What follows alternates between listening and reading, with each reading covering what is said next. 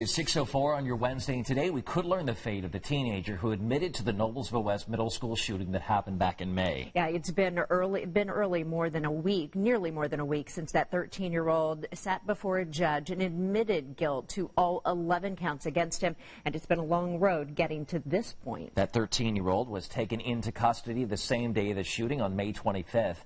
Then on June 5th, prosecutors announced they'd filed charges against the teen, and we learned he would not be tried as an adult. And then in September, the teen's lawyer announced plans to admit guilt, saying the 13-year-old regretted his actions that day. And last Monday, we got a closer look at the teen's online history and so-called obsession with violence during his court appearance. Now the big question is, what punishment will the 13-year-old face? Well, our Matt McCutcheon joins us live with the dueling requests between the teen's lawyer and prosecutors in this. Matt, what do we know?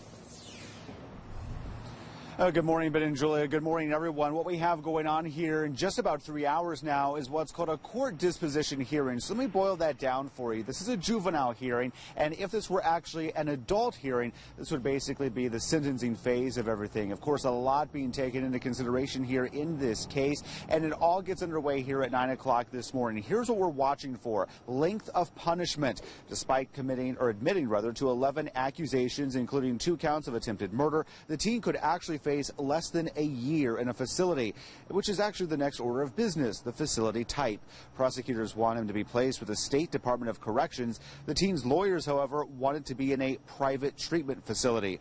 Prosecutors want the maximum sentencing in this case, saying that teenager is obsessed with violence, guns, and hurting people. Part of that, they say, comes from a video played in court, recorded the day of the Noblesville West middle school shooting back in May, when the teen shows guns and says, quote, "Tomorrow is Friday. You know what that means. I have to take a life and then my own. It's going to be fun." Well, the teen admitted to the crime in court just last week. He also apologized. So all of that has to be taken into consideration by the judge, as it has been now for just a little bit more over a week. And today we should learn those 2 crucial things in this case, which should really bring about some finality to everything that has happened here in May, wrapping up a very long 6 to 7 months here in this case. Of course, we will be inside the courtroom for what happens beginning at 9 o'clock this morning. We'll hustle the fresh details to you in a push alert, so be sure to download the WTHR app, and we'll also have it for you on WTHR.com.